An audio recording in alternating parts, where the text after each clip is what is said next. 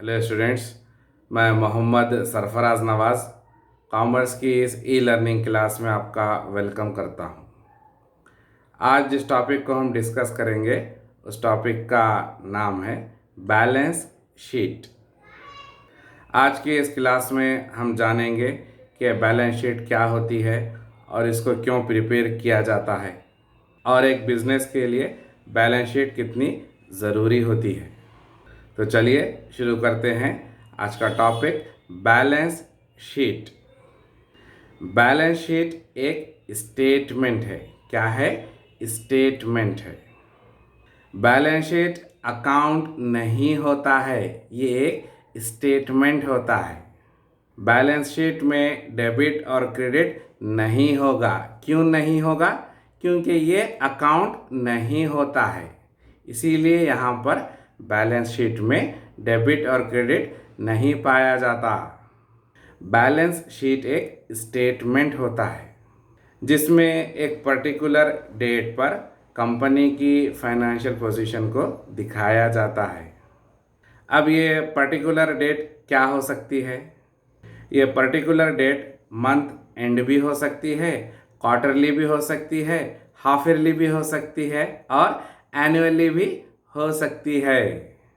एक particular date पर company की क्या फाइनेंशियल पोजीशन है उसको जानने के लिए बैलेंस शीट को प्रिपेयर किया जाता है। बैलेंस शीट एक स्टेटमेंट है जिसमें कंपनी के एसेट्स और लायबिलिटीज़ को दिखाया जाएगा। तो इससे क्या पता चलेगा?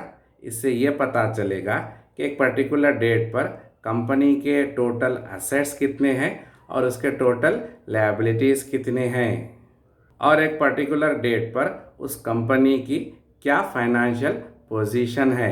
इसको मालूम करने के लिए बैलेंस शीट को प्रिपेयर किया जाता है। समझ में आ रहा है? बैलेंस शीट में क्या होते हैं? बैलेंस शीट में एसेट्स और लायबिलिटीज़ होते हैं। तो पहले हम समझेंगे कि एसेट्स क्या होते हैं। एसेट्स को हम प्रॉपर्टी कह सकते हैं या फिर लीगल राइट्स भी कह सकते हैं जिसकी एक मनी वैल्यू होती है। For example cash, furniture, building, machinery, stock of goods and debtors etcetera. तो इन तमाम चीज़ों की एक मनी वैल्यू है और इस प्रॉपर्टी को हम एसेट्स कहेंगे। एसेट्स कंपनी की जायदाद मानी जाएगी। एसेट्स के टू टाइप्स हैं। एक होता है फिक्स्ड एसेट्स और दूसरा होता है करंट एसेट्स। तो पहले हम फिक्स्ड एसेट्स की बात करते हैं। फिक्स्ड एसेट्स वो एसेट्स हैं जो बिजनेस को चलाने के लिए खरीदे जाते हैं, ना कि रीसेल करने के लिए। बिजनेस को चलाने के लिए एसेट्स का होना ज़रूरी है और जब एसेट्स का होना ज़रूरी है तो उनको ख़रीदना पड़ेगा और उनको ख़रीदा जाता है ताकि उनसे लॉन्ग टर्म के लिए बेनिफिट्स ले सकें। और फिक्स्ड एसेट्स को रीसेल करने के लिए नहीं ख़रीदा जाता, ये बात याद रखने की है। फिक्स्ड एसेट्स के एग्जाम्पल हैं land, building, machinery, furniture etcetera. तो बिज़नेस को चलाने के लिए ये तमाम फिक्स्ड एसेट्स का होना ज़रूरी होता है। इसके बगैर बिज़नेस को स्टार्ट नहीं किया जा सकता। तो कंपनी बिज़नेस को चलाने के लिए फिक्स्ड एसेट्स को खरीदती है और उनको रीसेल नहीं किया जाता। और अब दूसरे नंबर पर आता है करंट एसेट्स। करंट एसेट्स वो एसेट्स होते हैं जिनको एक साल के अंदर यानी कि विथिन 1 ईयर कैश में कन्वर्ट किया जा सकता है। किस में कन्वर्ट करना है? कैश में कन्वर्ट करना है। और टाइम पीरियड कितना है? 1 साल के अंदर, within 1 year. For example closing stock, bills receivable, debtors etcetera. तो ये सारे करंट एसेट्स हुए जिनको 1 साल के अंदर कैश में कन्वर्ट किया जा सकता है। तो समझ में आ रहा है कि कंपनी के लिए, बिजनेस के लिए असेट्स को रखना कितना ज़रूरी होता है। असेट्स के बगैर बिजनेस को स्टार्ट नहीं किया जा सकता। तो चलिए आगे बढ़ते हैं और अब बात करते हैं लायबिलिटीज़ की। लायबिलिटीज़ वो अमाउंट है जो बिजनेस को पे करना होता है। बिजनेस किसको पे करेगा? बिजनेस प्रोप्राइटर को पे करेगा और इसके अलावा कंपनी के बिजनेस के जो बाहर के आउटसाइडर्स हैं उनको भी बिजनेस अमाउंट पे करेगा। क्यों पे करेगा? क्योंकि उनसे पैसा लिया गया है और ये एक तरीके का कर्ज है जो बिजनेस को पे करना है। तो लायबिलिटीज़ क्या है? लायबिलिटीज़ एक तरीके का कर्ज है, जिम्मेदारी है। किस किस्म की जिम्मेदारी है? बिजनेस का जो प्रोप्राइटर है और बिजनेस के जो आउटसाइडर्स हैं उनसे जो पैसा लिया गया है उनको पैसा लौटाना पड़ेगा। कर्ज जो लिया गया है वो अदा करना पड़ेगा, पे करना पड़ेगा। और ये लायबिलिटी कौन पे करेगा? ये लायबिलिटी बिजनेस पे करेगा। समझ में आया लायबिलिटीज़ क्या होते हैं? और लायबिलिटीज़ के भी 2 टाइप्स होते हैं।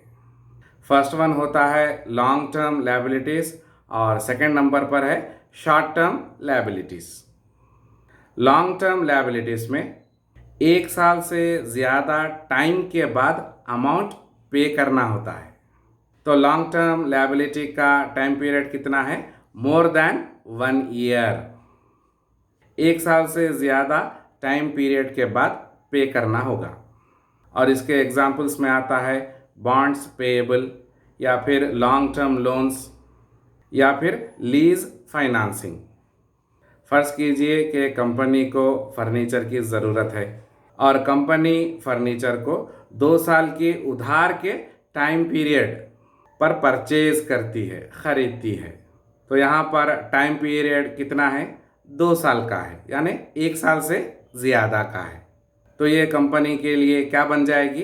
ये कंपनी के लिए लॉन्ग टर्म लायबिलिटी बन जाएगी, क्योंकि यहाँ पर टाइम पीरियड 1 साल से ज़्यादा का है। समझ में आया लॉन्ग टर्म लायबिलिटी क्या होती है? तो चलिए आगे बढ़ते हैं और अब बात करते हैं शॉर्ट टर्म लायबिलिटीज़ की। शॉर्ट टर्म लायबिलिटीज़ ऐसे लायबिलिटीज़ होते हैं जिनकी पेमेंट 1 साल के लिए या फिर 1 साल से कम टाइम पीरियड में पे करनी होती है। शॉर्ट टर्म लायबिलिटी का क्या कंडीशन है? 1 साल या फिर 1 साल से कम टाइम पीरियड में अमाउंट पे करना होगा। फॉर एग्ज़ाम्पल बिल्स पेएबल हैं, बैंक ओवरड्राफ्ट है, क्रेडिटर्स हैं। तो इन सब की पेमेंट कब करनी पड़ेगी? 1 साल या फिर 1 साल से कम टाइम पीरियड में इनकी पेमेंट करनी पड़ेगी। तो समझ में आ रहा है बैलेंस शीट क्या होता है? और एक कंपनी के जितने एसेट्स होते हैं उतने ही लायबिलिटीज़ भी होने चाहिए और जितने लायबिलिटीज़ हैं उतने ही एसेट्स होने चाहिए।